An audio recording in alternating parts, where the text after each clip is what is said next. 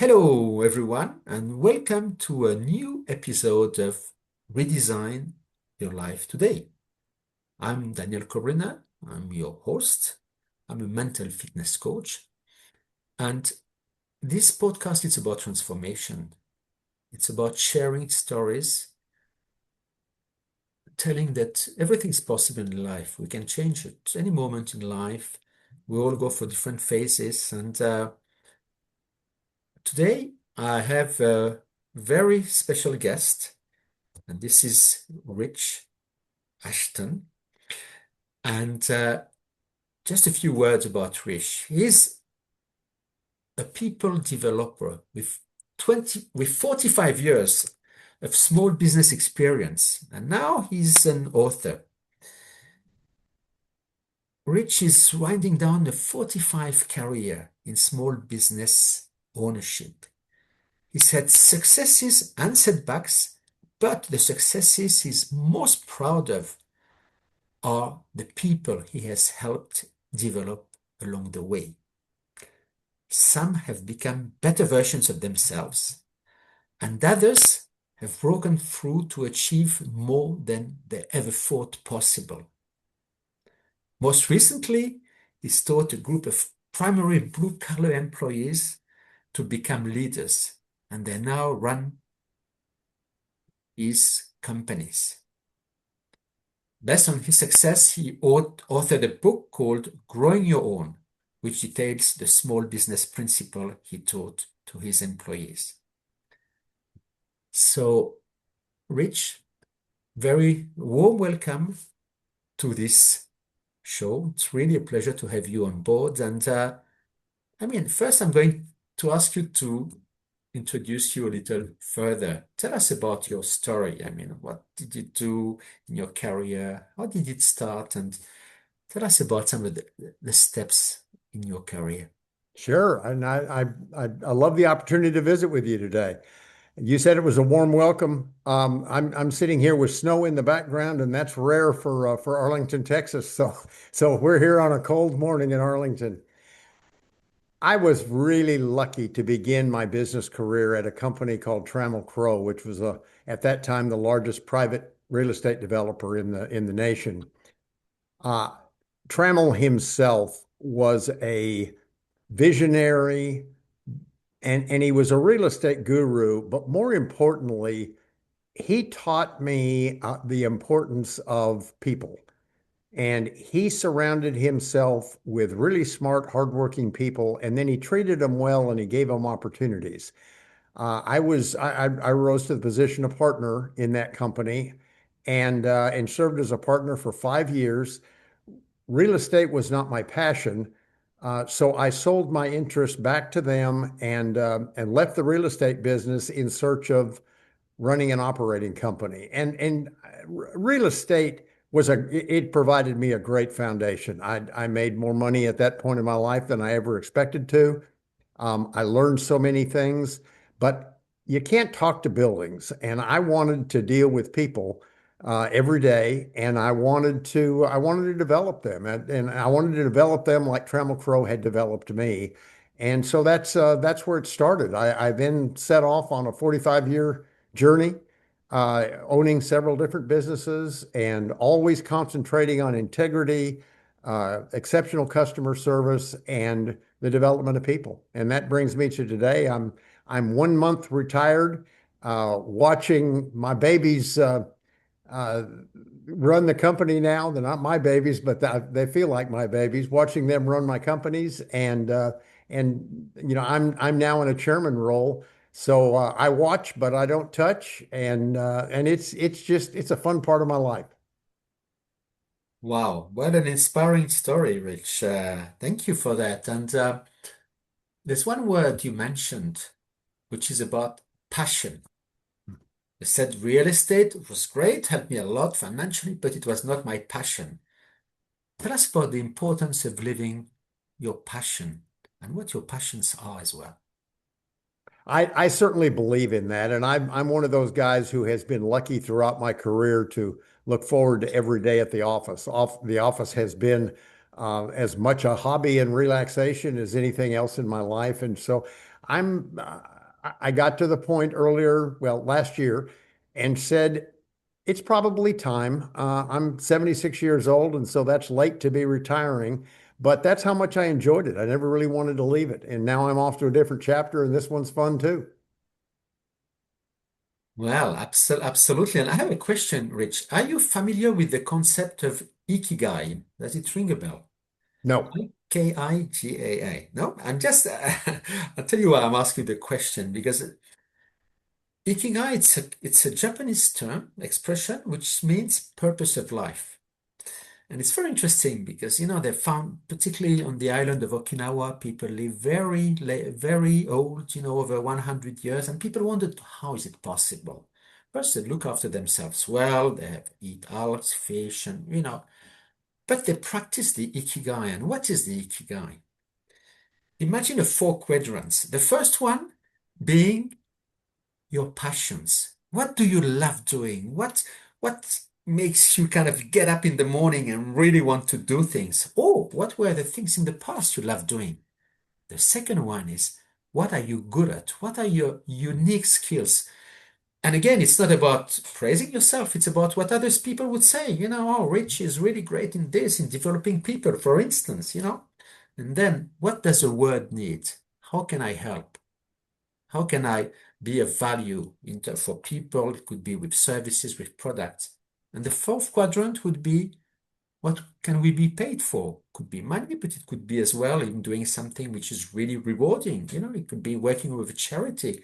So when you cross these four quadrants, what are your passions, what you love doing, what you are very good at, what the world needs, and what you can be paid for? The intersection is the Ikigai. And when I will listen to you, I thought about this term because it's really about that. You found what always kind of gave you this purpose in your life. Yeah, I love that description. I had not heard the term, but I certainly am familiar with each of the four quadrants in English terms. And I think I've been fortunate to live that life. I did find out that I could make money in business while I enjoyed it, and I found that I enjoyed it more when I was making people around me better. Absolutely. And see, when we talk about coaching, you see, coaching is, I mean, for me, I didn't even know what it was before. I mean, it's like, because I worked with these smaller companies, but when I listened to some coaches talking, it was particularly during the pandemics, when we were in lockdown and everything was closed in the UK. Mhm. And I realized that, it was about helping people becoming the best version of themselves. It was about empowering people. It's really about, and again, doing it for them, not for us. And I realized when I listened to these coaches that actually I had coached people all my life without putting a Mhm. name on that. And Mhm. you see, when we're talking and see the description of what you are doing, I think you've been a coach all your life, haven't you? Oh, absolutely. And I guess more often I'm referred to as a mentor. And when I'm mentoring, you'll know this because you've done the same thing. When I'm mentoring, I'm happiest, I think. Exactly. So can you give us some examples, Rich, in which, we talked about transformations. Obviously, it's about here people really understanding and particularly something which, I mean, whatever examples you have, but where things you think, wow, you know what? And people who didn't necessarily believe in themselves, but you help them believe in themselves and achieving what would have, what they would have thought be perhaps impossible. Yeah, I really like that question. And it gives me a chance to talk about a couple of people in particular who have come through our program. And our program begins with identifying what it is that's holding you back from becoming a leader. And, for all of us, it's different. It may be emotional trauma. It may be that the world has taught you what you can't do. Maybe it was the way you were brought up. You never thought of yourself as being a leader. So we begin the program by identifying that specific thing. We call it your performance ceiling. Where is your performance ceiling? How did it become your ceiling? And what's it going to take to break through that? So You mentioned in the intro that I had trained primarily blue collar employees in this company, and that's true. So, in the blue collar world, let's just take a service technician, for instance. A service technician can be extremely good at being a service technician and have no clue what leadership means. And they can say in an interview, well, one day I'd like to be the service manager, but the truth is they don't know what that means. So they've never thought of themselves in a leadership role. So in that case, we work on not thinking like a technician. We work on thinking like a leader and a business person. Mhm. And that involves a number of skills that are recounted in my book. And I'll tell you later how I came to write that book because I didn't really sit down to write a book in the beginning. It was part of our training program. But with some people, it's an emotional limitation. They have been taught that they're not likable, that people don't relate to them, don't respond to them, and so they act accordingly. They act very defensively. For other people, they're just timid. They're so afraid of making a mistake that the fear of failure is much greater than the enjoyment of success. Um, in my case, it was baggage that I inherited from my dad, and I was taught to be ashamed of failure, and shame is a particularly paralyzing emotion. Mhm. And so once I found that that was the thing that was holding me back, then, like everybody else, I have that ceiling. And I've been working on that for a long, long time. So it's very individualized, the program. Fortunately, in small business, we had the luxury of working with small groups of people. So there's time to pour yourselves into the individual. And as I've said before, that's just the most enjoyable part for me. The beauty is that not only have we made people better as leaders, we've made them better as parents, we've made them enjoy their lives more. We've made them rise to positions they never dreamed of.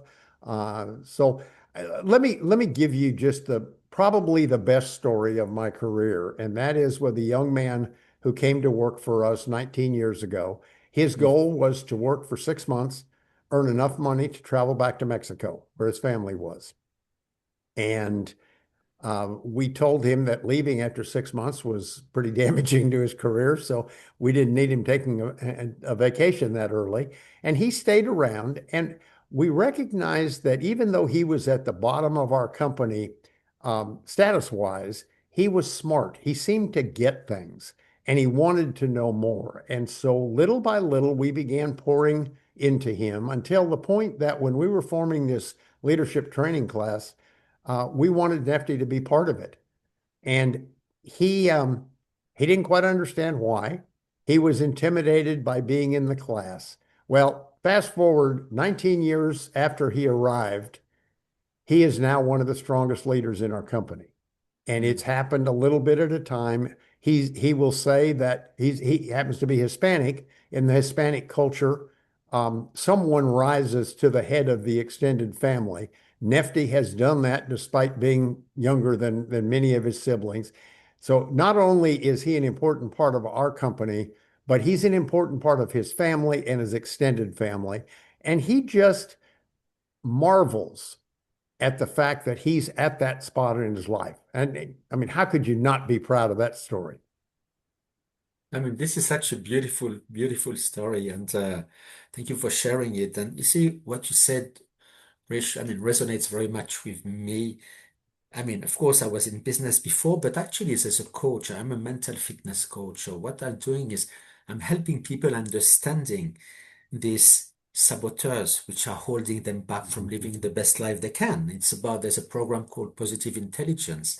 It's about understanding that we have these programs which run on autopilot in our lives and which represent 95% of our thoughts. It's only 5% which are conscious. And these programs, as you mentioned before, how do we acquire them? Of course, there's a little part from the genes, but most of it's from our upbringing, from the time we were born, Mhm. with our parents, of course, because basically we arrive on this planet without, we are completely defenseless. We are in the hands of our mother, our father, and So basically, we learned how to please them, how to get their love, how to not being rejected.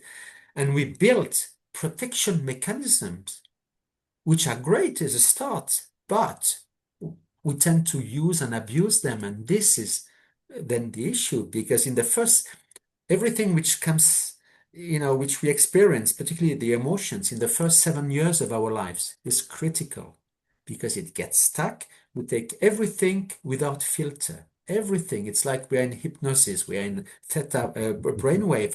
And afterwards, even and we take everything for granted, so we repeat the same behaviors over and over Absolutely. again.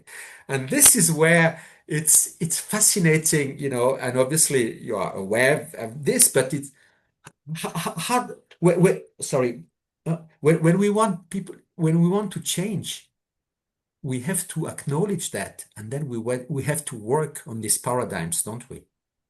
It's hard work too. You will always revert to your default behavior, the one based in fear or shame or whatever it is, if you don't make a conscious effort to get out of it. And I'd be lying if I didn't tell you that I've watched employees make great strides and then backslide. And I certainly have gone through that. It's a lifetime challenge to overcome the things that you learned early in life. Exactly. And I've gone through it. Everybody's gone through that. Mm. And you see, the great thing is when there are leaders like you are, who can help people, understanding them and remove all, as you say, all this guilt and shame, because it's nothing to do with us. It's nothing. It's really, this is, people says, oh, I'm a perfectionist, and I used to be one, by the way, and I thought this is who I am. No. This is what I learned, and I now I'm learning how to get out of that. This is why I love what I'm doing as well. It's really Sure. about it, and when you start realizing this, as you said, your life changes at all levels. At all levels. I mean, it's because we are just one person. So when people says, "Oh, you are very different, privately than professionally," I don't believe that. You know what? It's like. Of course, sometimes you have different things you play a role, but you are one person, particularly in your belief system. Mhm. And what you saw in this person there, and it's wonderful, this gentleman from Mexico originally, you could see the potential right away because again, it's somebody, just see a remark, and you said as well, very keen to learn, to grow, to embrace things. And this is like, the growth mindset is something so important. And perhaps I'd like you to touch a little bit on that growth mindset. It, that's a deep, deep subject, the growth I mindset, know it is, Rich. because everybody thinks they have a growth mindset, and not many people really do for the reasons that we've just been talking about.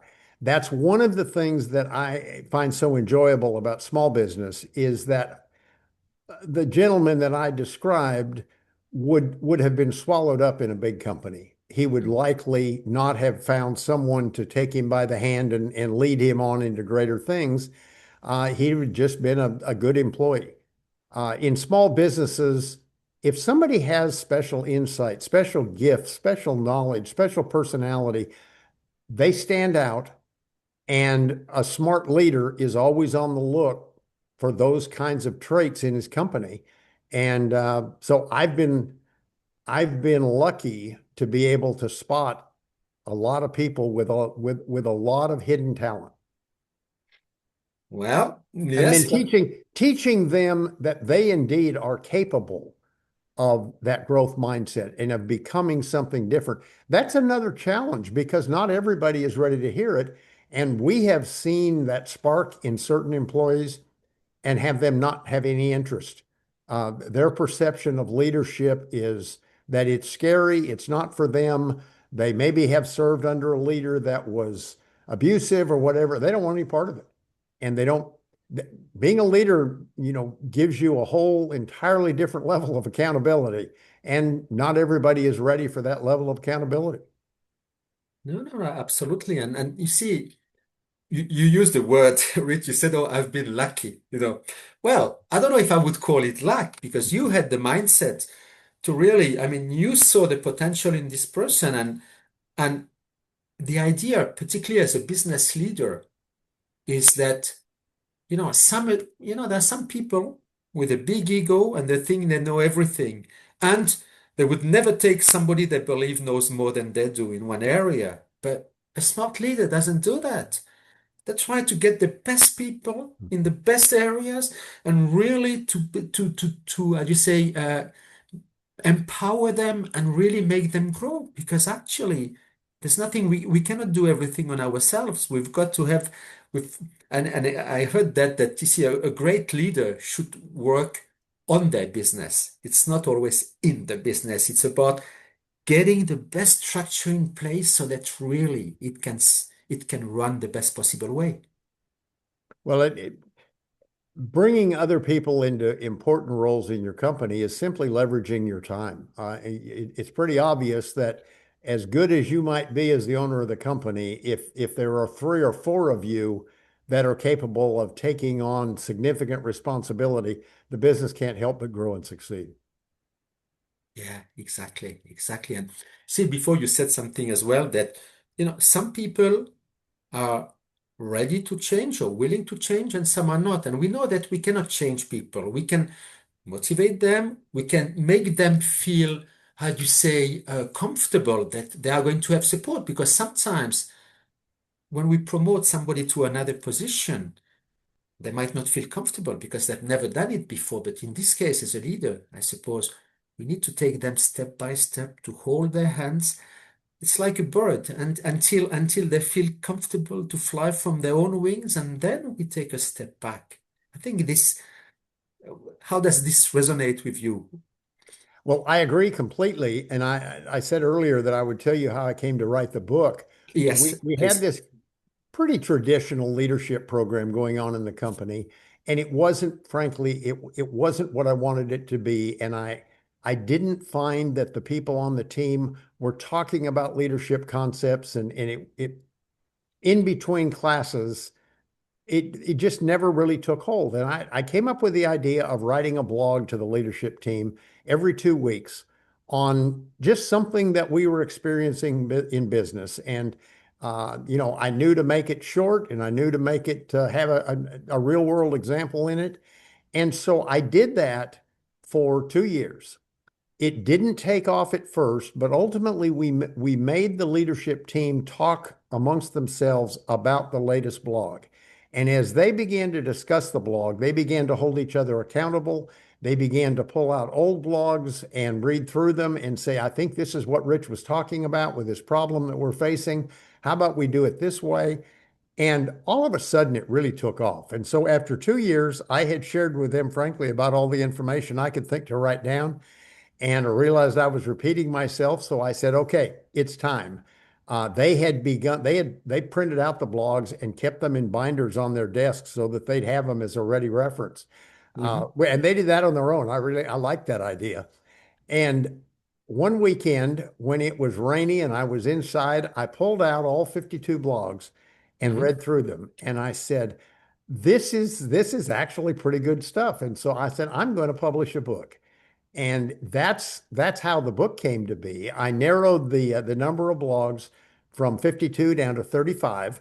Mhm. And so there are 35 separate leadership principles, all with personal anecdotes or stories from my career. And they're easy to understand. Uh, and it's something that I'm really proud now, but it's not a book that you necessarily would sit down and read start to finish. It's what it is a leadership reference guide. And in small businesses in particular, very few owners have the time to commit to a leadership program. So the book actually bridges that gap. And or I do some training on site and then leave the book behind and they can use it that way. But I find from the people, the reviews that I get, the comments, my favorite comment is reading every chapter is like having a mentor in the room who wants you to succeed. And because they were written in short little thoughts, it's just extremely easy for even non-leaders to read through the book. This is amazing. This is amazing, Rich. And so you said so this book has like 35 chapters, if I'm correct. That's correct.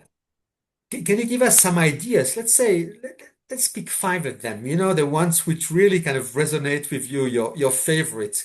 And I'd like you just to run through us with some of the teachings there, if you. Sure. In one chapter I talk about um, looking for the root cause of problems, and I use a hypothetical football team Mhm. that is just not performing very well, and the coach goes to his coaches and they tell him what they think, and it doesn't really resonate with him, and so in every organization, there are unofficial leaders, and he resolved that he would talk to the team leaders who he thought he could get some information from. And sure enough, he got to the bottom of the problem by listening to the locker room leaders, and ultimately then began to solve his problem that way. And the lesson there is don't rely on gossip, don't rely on speculation. Get to the bottom of the issue before you start working on things. Another one, I talk about mentors, and I've been very lucky in my life to have a number of mentors, beginning with my wife. And when my career hit a snag in my early 40s, I realized that my direct approach was not working very well with people. And my wife happens to be the most gracious person God ever put on the planet, and she doesn't have the problems with directness that I do. And so I began to watch my wife and not so much ask her questions, but just watch how she dealt with situations. Then I applied that to my friends. I have a number of entrepreneurial friends who are very successful. Well, I watched how they handled the business situations and realized I was the problem. And so the role of mentors in your life all the way through, and you don't have to hire a mentor. Mentors are everywhere. I tell people I watch at my grandson's baseball games. I watch how the coach interacts with the players. I watch how the umpire interacts, and I learn something from every day in my life. There's somebody who shares information. And then, kind of along that same line, is the importance of gathering knowledge. I call it the pursuit of intellectual curiosity. I was very lucky, or again, there's that word lucky, but I am lucky. And I was pulled aside by an early boss who said, "You don't know much about business." And he was right. I didn't. And he said, "I want you to start reading 5 business periodicals, and I want you to read the Wall Street Journal every morning." And that began at 24 years old, that began a program of knowledge acquisition that I've pursued for the rest of my life. So at 76, I still read or listen an hour and a half every day. I read and gather information on a wide variety of topics because ultimately, as a leader, the more I know about people, the more I know about interacting with and influencing them. And so there's 3 right off the top of my head.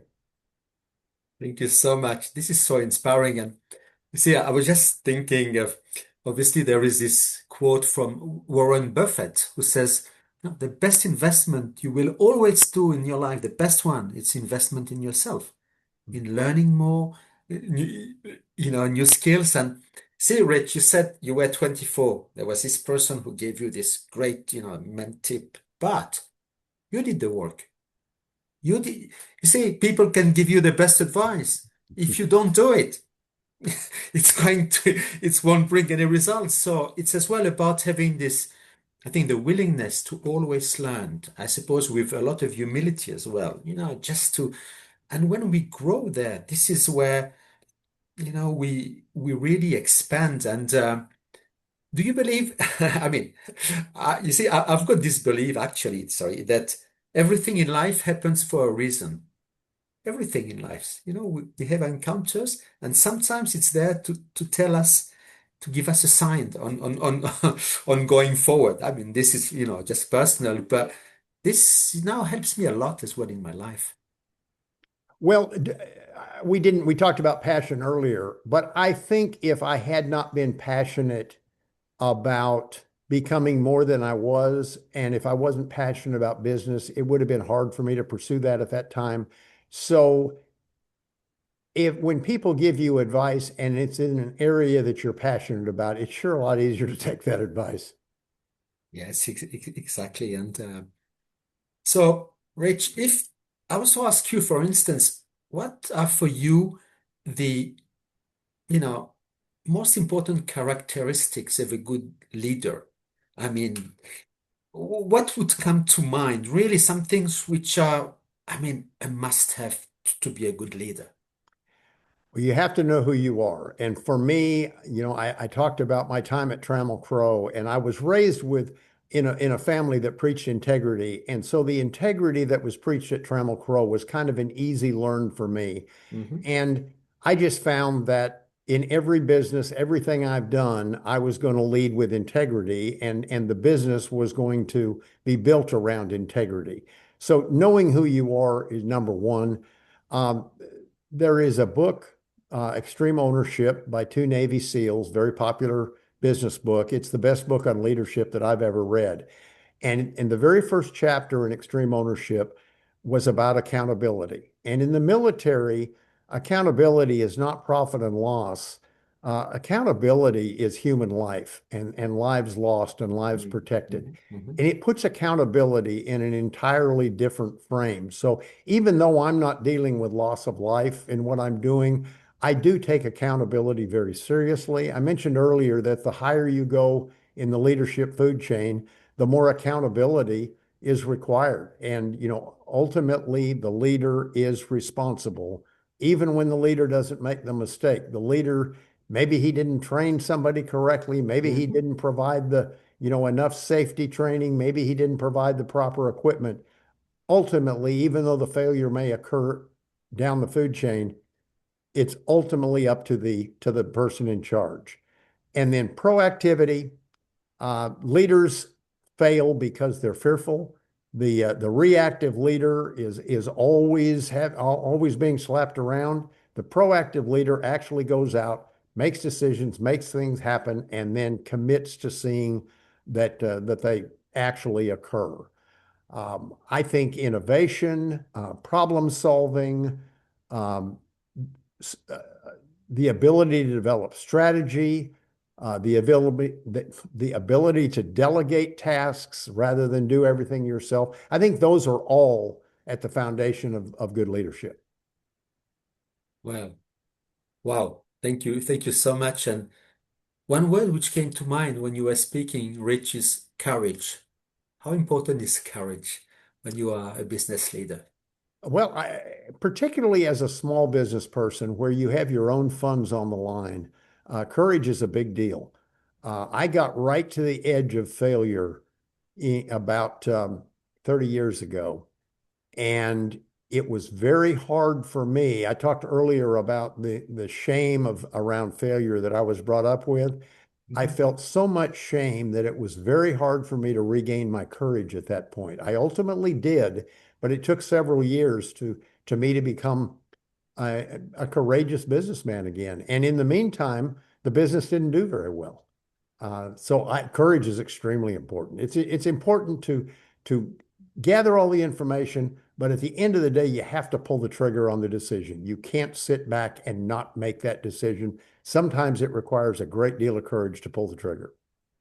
Yes, exactly. And for instance, as well, there's another area which is quite, I mean, I think important is feedback. How to give a good feedback to people. Would you like just to say a few words about this?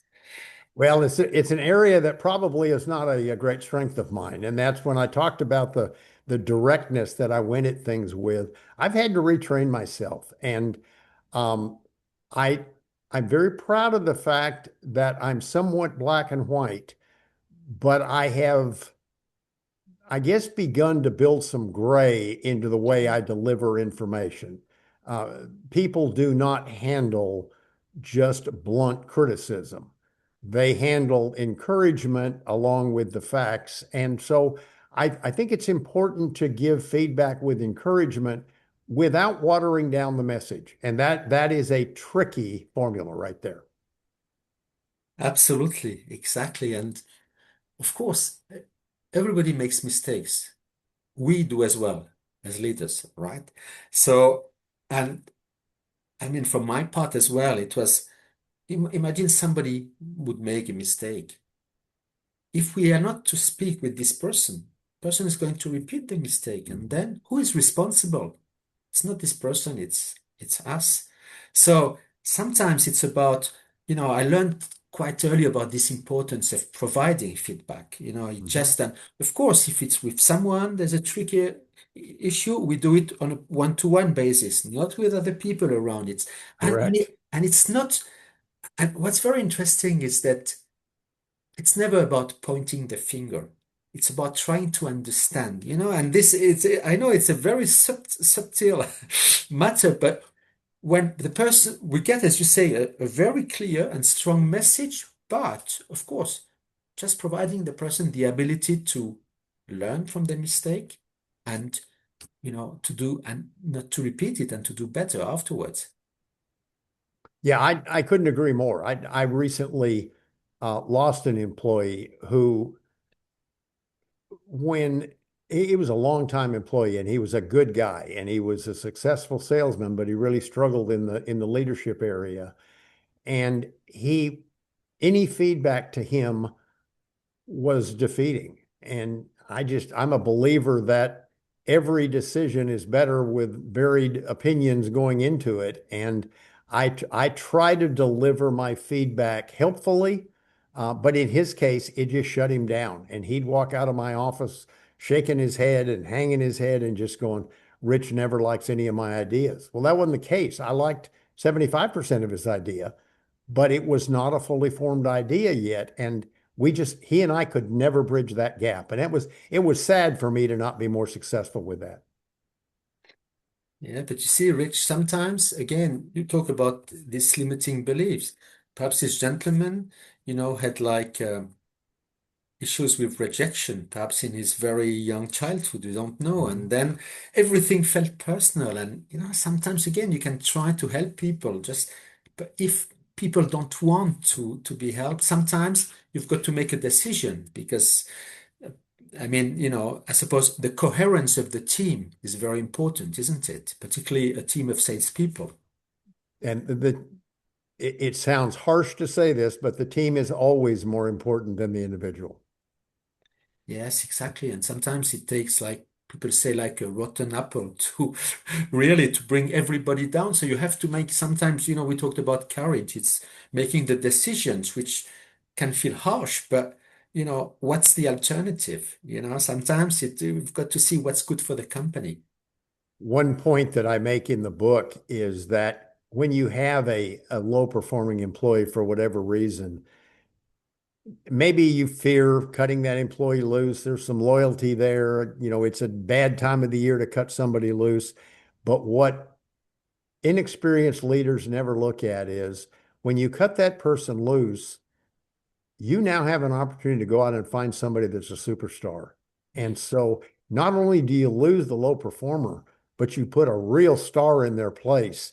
And then all of a sudden things take off. And you can't guarantee that that superstar is out there, but boy, it sure happened to us a lot. Exactly, exactly. And I guess as well, of course, we have to try everything we can in our Mhm. power just Mhm. to make things work so that there's no regret afterwards. We've tried everything. But again, we cannot control the outcome. We cannot control what we do. But then if things don't happen, then sometimes at least you have no regret or shame of taking a decision because you've done all what you could. In the book, I make the comment more than once that we have made bad hiring decisions, but over the entire time I've been in business, we have never made a firing decision that we regretted. We have always moved forward after cutting the person for one reason or another. Well, I mean, thank you so much, Rich. I mean, it's absolutely fascinating, talking to you because, I mean, I resonate very much. And are there some tips you would like to leave our viewers with, I mean, with all your experience, what to do, what not to do, just like three main tips. Well, I would always start with the pursuit of knowledge. If you're not on a program of that, I think you should start today. It's so easy today with podcasts and audiobooks. I do a lot of my listening while I'm exercising, so I get to kill two birds with one stone. Mhm. And I'm a believer in fitness, both physically as well as mental fitness, and I think it's helped me a great deal. I think that the other tip I would give is just because you're not in a leadership role doesn't mean you can't start today preparing yourself for a leadership role. Don't wait until you get the opportunity and you're not prepared for it, or don't wait until you find out that because you weren't prepared, they had to bring in somebody from outside. Um, there, the pursuit of knowledge feeds right into that. Read about leadership, but read about a number of other things. Talk to people, use mentors. The information is out there. It's your desire to make that move that's the important part. Exactly. Thank you so much. And as you said, there's so much out there. With the internet, we have access on a click to everything. So, look, it's been absolutely fascinating talking to you, Rich. Thank you very much for sharing this wisdom with everyone. You are a living example of what great leadership can bring and can change, how it can change lives. So, Well, thank you thank so you. much. It's nice to talk to somebody who has such a background in it too. So I feel like we could go on in this conversation for much longer. Absolutely, and there might be another one, Rich, at another time. But I'd thank you like so that. much. I'd like this as well. And when people want to reach out to you, I mean, it's just would like to have talked to you, perhaps would need mentoring from your side. What's the best way to contact you, Rich?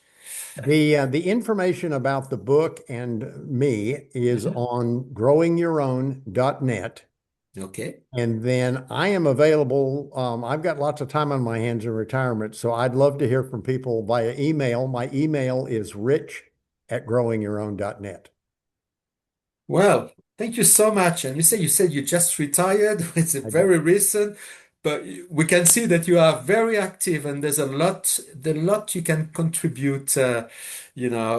I mean, of course, as your family, and your family will enjoy very much your time as well. But there's so much wisdom there. So thank you so much. It was such a pleasure, and thank you very much for our uh, listeners and people who watch this episode to be with us. And just make sure that you share this with your friends and other people who can benefit by that, because there were so many nuggets in this conversation there that just think everybody really needs some good advice. So thank you very much to everyone, and see you at the next episode.